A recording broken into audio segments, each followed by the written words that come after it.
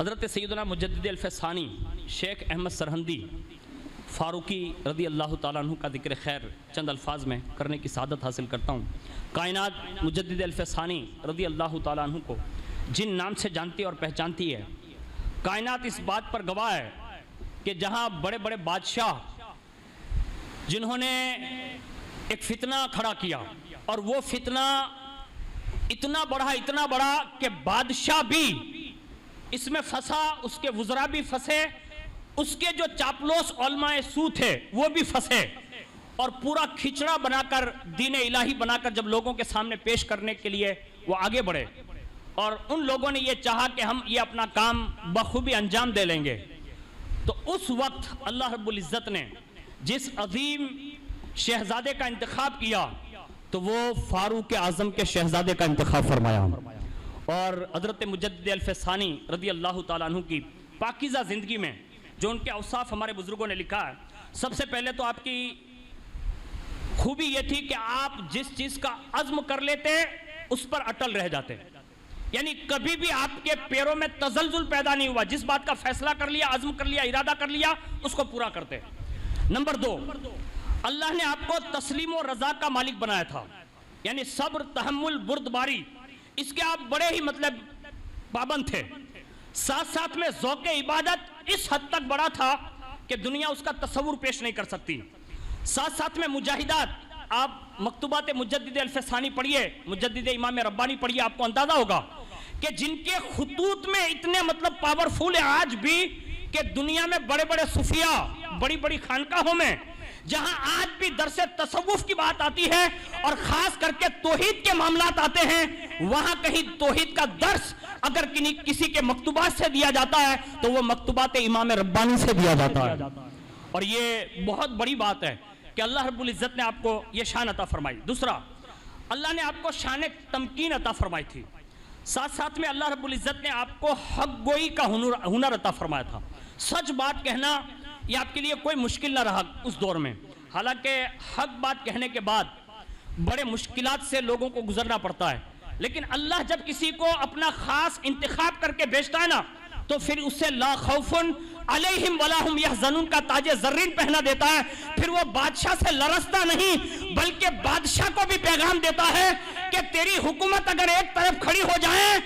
میرا حق کا جملہ ایک طرف ہے، تو ساری بادشاہت ملا کر بھی مجھے حق گوئی سے نہیں روک سکتا۔ اس انداز میں مجدد الفسانی رضی اللہ تبارک و تعالی انہوں نے اپنے زمانے میں یہ کام کیا، جیسا کہ اللہ رب العزت نے جہاں حق گوئی کا شرف عطا فرمایا تھا کہ بادشاہ سے اڑ جانا اور پھر مصیبتیں آنا، قید خانوں میں جانا اور اتنی صحبتیں برداشت کرنا، اور جب اتنی مصیبتیں آ گئی اور باقاعدہ جیل خانے کے اندر رہے نا تو قربان جائیں،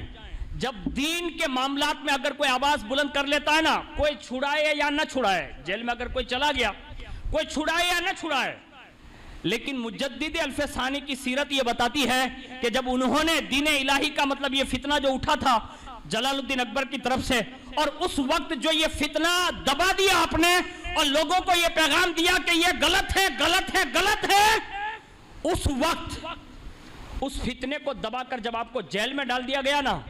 تو مجدد الفسانی کہتے ہیں چند روز یا ایک عرصے تک جیل میں میں نے قید خانے میں ضرور گزارے، لوگوں نے بہت ساری باتیں بھی کی، لیکن اللہ اکبر، چھڑانے کے لیے کوئی آئے نا تو مدینے کے مالک و مختار نبی مصطفیٰ آئے، اور حضور نے خواب میں آ کر بشارت دی اور باقاعدہ آپ جیل سے باہر کیے گئے، اور جیسی بادشاہ نے کہا نا کہ آپ جیل سے رہا ہو سکتے ہیں، آپ کو اجازت ہے، آپ بغیر قصور کے یہ ہے وہ ہے،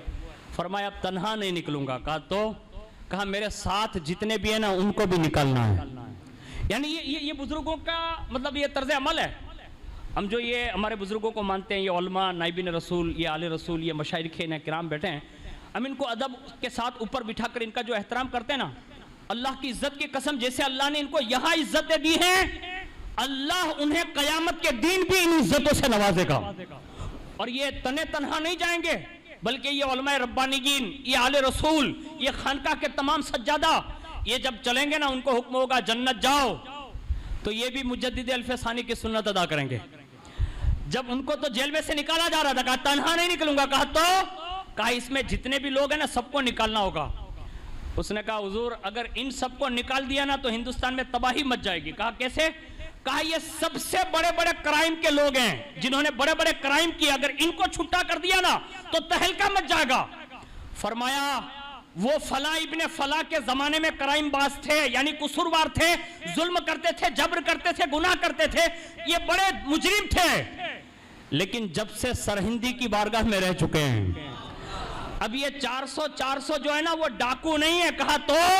کہا اللہ نے انہیں میری صحبت کی وجہ سے اپنے خاص بندوں میں شمار فرما لیا. یعنی یہ قید خانے میں رہ کر بھی آپ نے یہ کام کیا. آج ہم قید سے باہر ہیں, ہم اور آپ کیا کر رہے ہیں, ہمیں اس پہ غور کرنا ہوگا. لیکن سنیے, اللہ نے مجدد الفسانی کو بے شمار جو اوصاف دیے تھے, میں ضمناً عرض کر رہا ہوں, یہ حق گوئی پر بات آ گئی تو میں نے عرض کر دی. ایک وصف یہ تھا امام مجدد الفسانی کا کہ اللہ رب العزت نے امام ربانی کو ادب کی دولت سے مالا مال فرمایا تھا. اور کیسا ادب فرماتے. خود مجدد الفسانی علیہ رحمہ سے کسی نے پوچھا کہ حضور یہ سارے مراتب کیسے نصیب ہوئے؟ یہ رسائل مجدد الفسانی میں یہ بات نقل ہے, جو آپ کی تاریخ میں یہ بات لکھی ہے. تو آپ نے فرمایا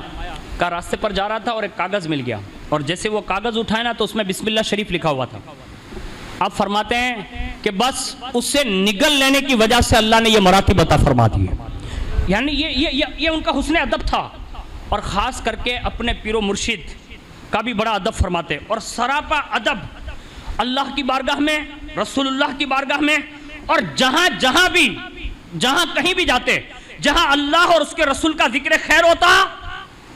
تو آپ سراپا ادب بن جاتے. یعنی صرف نام اللہ پر اور نام رسول اللہ پر سراپا ادب بن جاتے.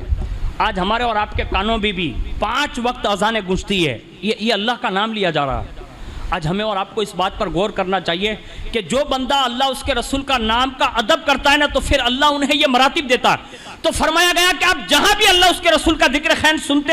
سراپا ادب بن جاتے, اور لوگ ان کو ٹک ٹکی باندھ کر دیکھتے کہ اتنے ادب کے ساتھ اللہ اور اس کے رسول کا ذکر سن رہے ہیں. اور ایک روایت میں لکھا ہے کہ جب بزرگوں کی بارگاہ میں جانے کی بات آتی نا تو نسبتوں کا اتنا خیال ہوتا تھا کہ اللہ اکبر, سراپا نیاز بن جاتے, عاجز انکساری کے پیکر بن جاتے, اور سراپا نیاز مند بن کر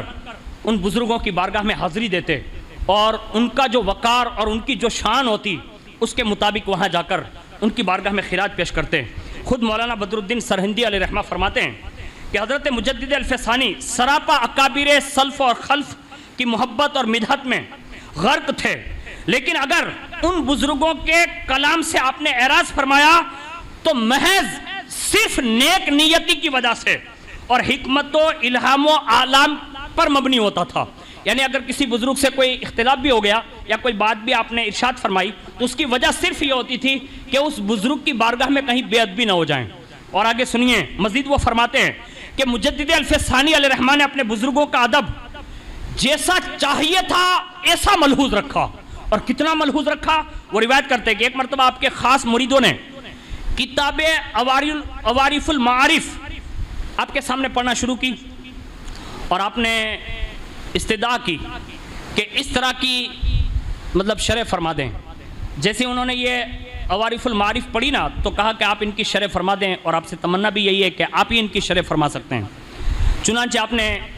اس کتاب کا ایک جز یعنی عوارف المعارف کی شرح لکھنا شروع کی, ایک جز مکمل کیا, اور فصیح و بلیغ عربی میں آپ نے مطلب ٹرانسلیشن کیا اور اس کی شرح لکھی, ایک جز. لیکن پھر وہاں سے آپ نے وہ کتاب لکھنا بند کر دیا, اور لوگوں نے جب پوچھا نا, کہا حضور آپ نے ایک جز تو لکھ ڈالا, اب یہ دوسرے اجزاء کون لکھے گا؟ کہا میں اس کو نہیں لکھتا. تو کہا حضور ایسی کون سی بات ہو گئی کہ جس کی وجہ سے آپ نے یہ بند کر دیا؟ تو انہوں نے ایک جملہ ارشاد فرمایا جو دل کی تختی پر لکھنے کے قابل ہے. سراپا ادب بن کر انہوں نے یہ جملہ کہا اس لیے میں نے لکھنا بند کر دیا کہ کہیں ایسا نہ ہو کہ کسی مقام پر ایسی بات آ جائے جس سے ان کے یعنی حضرت شہاب الدین سہروردی کا ادب ہاتھ سے کہیں نکل نہ جائیں. یعنی یہ اس انداز میں انہوں نے اپنے بزرگوں کا لکھنے میں بھی ادب کیا. اب آپ خود سوچیں کہ وہ جب سراپا ادب بن کر مہکتے تھے نا اور چلتے پھرتے تھے نا تو پھر اللہ ان سے اتنے بڑے بڑے کام بھی لیتا تھا. آج ہمارے اور آپ کے درمیان بھی ہمیں اور آپ کو بھی چاہیے کہ ہم اپنے بزرگوں کا، اپنے مشائخ کا، اپنے علماء کا، جو بھی اہل علم ہے اور جو بھی معزز شخصیات ہیں، سادات کرام ہیں، ان تمام کا ادب ملحوظ رکھیں، اس لیے کہ بے ادبی یہ آدمی کو کبھی کفر تک لے جاتی ہے۔ اعلیٰ حضرت کی تحقیق میں بتا دوں، اعلیٰ حضرت نے تحقیق کی ہے اس بات پر کہ اگر کسی عالم ربانی، کہ اگر کسی نے علم کی وجہ سے تحقیر کی اور گستاخی اور بے ادبی کی، تو فرمایا ایک دن وہ آئے گا کہ یہ بے ادبی اس سے کہیں رسول اللہ کی گستاخی تک نہ پہنچا دیں، اور بے ایمان ہو کر مرنے کا مطلب ڈر ہے۔